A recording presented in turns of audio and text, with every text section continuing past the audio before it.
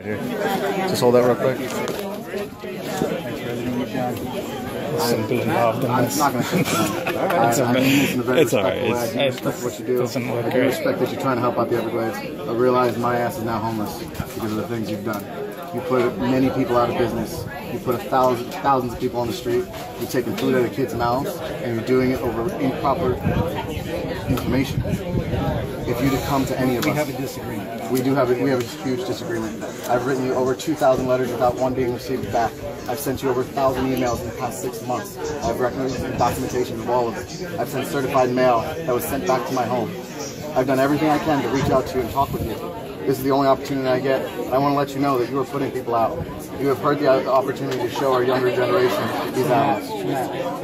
Every time we do something to protect the environment, we hear the argument that it's going to have an adverse economic effect. Every time. That's not my argument. That's not my argument. Well, what's your argument? You're saying that people are going to be out of jobs. Correct. People are going to be there's going to be an adverse economic effect. But did I not every time we do something, if we're going to argue, take step back. every time we do something, we hear those arguments. And of course, there are trade-offs in anything that we do. When we're now trying to take measures to restrict ivory trade, to protect elephants, we hear the same argument from people who own and trade in ivory that you're going to put me out of job. No, I'm 100% behind you on this. If it's going to damage the ecosystem, but I'm talking about the other 48 states that aren't being touched by this. These animals can't live.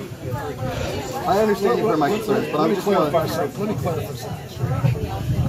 Throughout this entire during this recovery devastating damage to the Everglades, there's been several years of witch hunts done, contracted mercenary hunts done. And the most they could come up with is 37 snakes.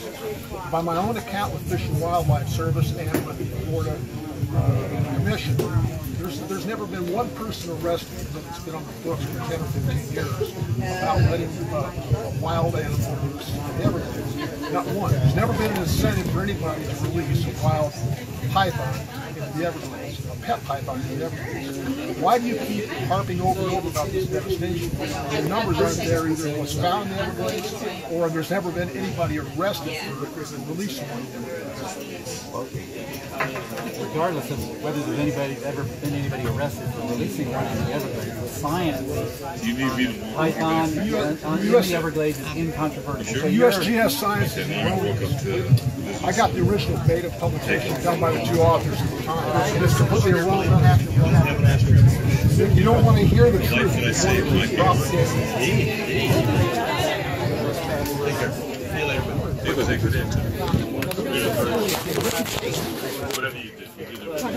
Everglade restoration. Well, keep allowing everybody to build on them, you know?